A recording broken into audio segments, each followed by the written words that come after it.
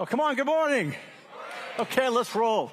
We've got 20 minutes to talk about the future of transportation around the world. So I'm going to take you on a pretty rapid trip in terms of where things are going. And I actually get to talk about the Jetsons finally, so someone does to deal with it. A couple of quick background on me. I moderate I've got a podcast I've been doing for several years, The Voices of the Internet of Things, where we interview industry leaders, technology leaders, innovators, and so forth. I've written a number of books, but these are some of them. Over the years, business books. Basically, I track emerging technology, and I have for my whole career. The CES is a big event in Las Vegas every January. It has 150,000 attendees, and I'm one of the judges for the Innovation Awards, which is, if nothing else, is a lot of fun because I get to see everything that's coming out. I've already judged for 2026, so I've already seen what's coming out next year. And it's all NDA, but it's still really interesting. And this is a daily newsletter I do on flying vehicles. If anyone wants to subscribe to this, the QR code is right there. It's free. We don't spam you or anything. We don't share your name with anybody. It comes directly from me, not somebody else. And you can quit at any time. But if you want to look at flying vehicles and where they're going, that's where to go. A few years ago, I started to identify that flying vehicles or the electric aerial revolution was coming, and it was coming pretty fast. Although it's been 15 years in development, it looks like it's coming fast. So I started researching it, and ultimately I wrote a book about it, which has been selling all over the world. And what I did a lot of case studies of companies that are building these things and developing them, and looked at the whole infrastructure, the low altitude economy and so forth, and then try to document it for a lot of people, because people I would run into, I'd tell them about flying vehicles, they'd say, "You're crazy, that's not happening." I'd say, "Yeah, you're right," and just say, "Forget about it." So I'm going to talk today about the electrical aerial revolution. And you've heard about eVTOLs, which is kind of the world's worst acronym, electric vertical takeoff and land. Ugh, it's just dreadful. I try not to use it. I'd like to use the really electric aerial vehicles. They're flying things that are electric. And there's a low altitude economy. And some of the characteristics of this economy are they're electric. They take off and land vertically. They go straight up and down, kind of like a helicopter, except straighter and quieter. They don't need an airport, although typically they start at an airport because they have the infrastructure already. They fly at a few thousand feet, not 30,000 feet. And it's a global phenomenon. It's happening in Orlando. It's happening on the west and the east coast of Florida. It's happening in California. It's happening in Dubai, United Arab Emirates, China, Singapore. It's happening everywhere. And I've documented a lot of these cases. So the realities of the market are they're going to be winners and losers, but it's going to be the market that determines who the winners and losers are. There's a really high cash burn rate. It's very expensive to keep these things going. So they're going to see a lot of mergers and acquisitions. They've already started. And there will be pivots where a company will say, we were doing this, but we're actually going to do this now because this is really not going to work in the market. So we're going to use this. And a lot of this is timing. A lot of this is the time they're coming out right now. It's not because everyone just in the last year said, hey, let's go build a flying thing. It's because they've been in development for 10 or 15 years. So this is not a new thing. It's just that battery technology has gotten better, propellers have gotten better, electric motors have gotten better, and it's now coming to fruition. We'll talk about regulation a bit because there's the development and then there's the actual execution of it. Some of the failures, this is Lilium Jet. They spent $1.5 billion, and 2 weeks ago they sold their patents. They went belly up, sold their patents to Archer for $21 million. So let me suggest, I'm not a genius in business, but if you spend $1.5 billion and you get $21 million for it, you need to raise like $20 billion if you're going to have a business. Anyway, that's one example of a failure. Another is Hyundai Supernal. This is not yet a failure. It's paused. Because Hyundai, they have enough money, they don't have to kill something. They can just say, well, let's hold off on this. Ironically, this is a building they built at CES that I shot this in January, this last year in January. They built a building to show this thing, and unveil it to the press. It was like a really, really big deal. Very secretive. We're going to do this big old thing. This is so big. They had control stations. They showed mission control, and now all of a sudden they're just pausing it. And that gets back to the idea of the high cash burn rate. I want you to think about vehicles in a different way. They're really different categories. There are, in fact, flying cars, although it's kind of a stretch. But everyone likes to talk about flying cars because that's sort of the sexy thing to say. When I tell people I talk about flying cars, like, yeah, right. But I'll show you what they really are. The first category is the personal aerial vehicle. These are companies like Lyft, Rise Aero, Jetson. There actually is a company called Jetson. I don't know how they got the name, but they have it, and it's actually Jetson, and they have the Jetson 1 is the vehicle. These are ultralight category. You don't need FAA approval to fly these things. You don't have to have a pilot's license. There are certain restrictions. They can only go 63 miles an hour. They can't fly in controlled airspace, obviously. You can fly them like in a field. They're really good for over a farm, like a farmer. Farms are really big. I mean, there are really big farms. So a farmer can take it and fly to somewhere in his farm to check something, then fly back. Done. Then there's the personal aerial vehicle certified. These are the vehicles that you do need a pilot's license for, at least today.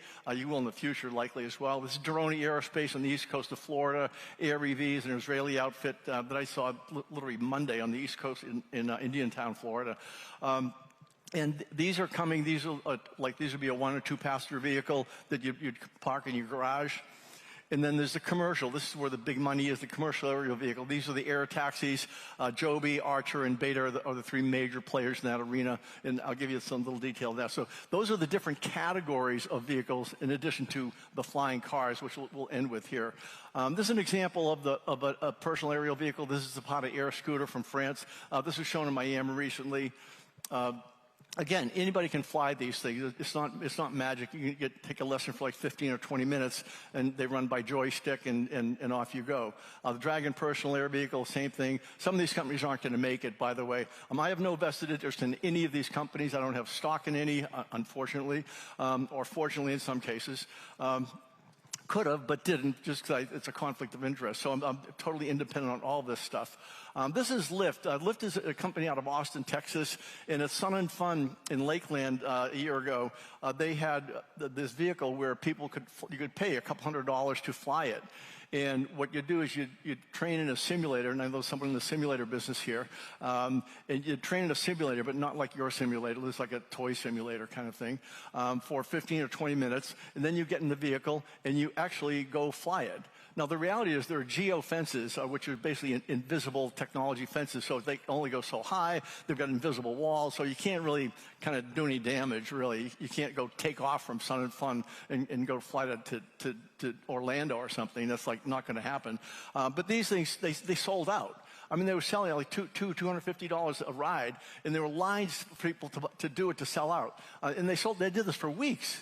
And they sold out like all the time. This vehicle has flown all over the world. And this is just one example of a kind of flying vehicle. This is the Jetson 1 from Jetson. It's a smaller flying vehicle. The interesting thing about this is will.i.am from the Black Eyed Peas is one of the investors. So will.i.am, I don't know if you've ever met him, but he's a really intelligent guy. And he's into all kinds of things. So this was very logical for him to say, oh, yeah, I want one of these. They did their first delivery of this 2 weeks ago. They sold one, and someone actually took delivery. This is a test they did in Poland. Again, this is a global phenomenon, and they were looking for mountain rescue, using these for mountain rescue. They went 4,000 feet, and this is a sort of a government approved kind of thing, just as a test. This is the Rise Aero. That's me flying that. I'm not a pilot. I don't pretend to be a pilot. But as I was researching this, I wanted to see what this thing was like. So I went to Rise Aero outside of Cincinnati and got the little training, and then flew the thing, and it was really kind of fun. I wouldn't have bought one, but anyway, this company is still looking for financing. So it's second category, the personal aerial vehicle certified. These are the Doroni and AREV. Like this is the Doroni. This is their prototype. They've been developing this for years, like quite a few years. They had a flying prototype, and they scratched that and moved to a different model. They just got $15 million funding from the Mideast, so they're financially backed. They're in Pompano, and they've got a simulator and so forth. And this was Monday. I was at Indiantown, Florida. This is the CEO and founder of Air EV, and they have a flying vehicle. It'll be certified. And if you look at that slide on the right, that's the U.S. Army. They have sold these to the military. The military is behind a lot of this stuff because it's functional, not necessarily to move people, but to move stuff. Because in the military, logistics is really key, and these things are really, really good at logistics. So you can put something in it, close it, off it goes, it knows where to go, it's quiet, it gets there precisely. This is the actual Air One vehicle. They did fly it there. It went 400 or 500 feet. It went out of sight, came back at this tiny little airport. I don't know if anyone, I'm sure you've never been to the Indiantown airport. It is really in the middle of nowhere. And it's a small airport, but it's where they're set up, and it's logical. So this is an Israeli company. They have a 30,000 square foot manufacturing facility in central Israel. And they're moving it to Florida. So there's an example. They're now established on the west coast of Florida, and that's where they're going to be. So the commercial, this is where the money is. This is where the big players are, and I mean like serious money. This is Joby Aviation, Archer, and Beta Technologies. This is the Joby Aviation. This is at an event they did in Abu Dhabi that I was at, where they had all these things, and all these things were flying, by the way. I mean these things do in fact fly, in test mode, of course. Joby Aviation is tied up with Virgin. They're also tied up with Delta Airlines, and they've raised $2 billion, more than $2 billion now so far. They got $894 million just from Toyota. So you can see that they're really tied in with the very major brands. These aren't little startups. These are going to be big businesses, and there are big businesses behind it. And they're working with the Air Force. Archer Aviation, again, they're the other very major player. They've raised $2 billion. It's a 4-passenger vehicle with a pilot and a little bit of luggage. And their goal is to do 20 to 50-mile trips. That's what these things are designed for, basically quick back and forth. You go from JFK to downtown in 10 minutes, or from Heathrow to downtown in 15 minutes. If you could do that in London instead of what they have to do in London, like that would be amazing to happen. And then they have a 10-minute charge. They have to keep running back and forth. They're tied up with United Airlines. And they're going to be doing the New York taxi business. These things are actually getting set up for a shuttle. Signature Aviation, which is the major player here in Orlando, which I'm sure you're all aware of, they're partnering with the whole United Archer deal, which is a really innovation thing. The point is there are significant, really great companies behind this stuff. It's not like just a startup that's going to kind of try to wing it. Beta Technologies, they're in Burlington, Vermont, of all places, which actually is a really great place. My two sons went to school there. My wife was from there, so I'm very familiar with Burlington. They've raised $1 billion next month. In a few weeks, they're going public on the New York Stock Exchange at an expected $7 billion valuation. Interesting about Beta, they have multiple versions of the ecosystem. They have a vertical takeoff and landing. They have a conventional takeoff and landing, which doesn't need as long a runway. And they have a battery charging business, which is tied in with Archer. So they're really good because they're in the entire infrastructure part of the business. SkyDrive in Japan, their idea is to fly people from house to house. Because their congestion is so bad in Japan. They've been flying these things. They're backed by Suzuki, and that's where they'll be manufacturing them. And now I have to talk about flying cars to give you the reality of flying cars. This is an actual flying car. This is what they look like, and I'll tell you about the practicality of it. This was shown at the Detroit Auto Show. It was at CES as well, and we've all seen it. And it does in fact fly. The issue is you can't take this on Route 4 or any other legit road. Well, actually, Route 4 legit road, I don't know.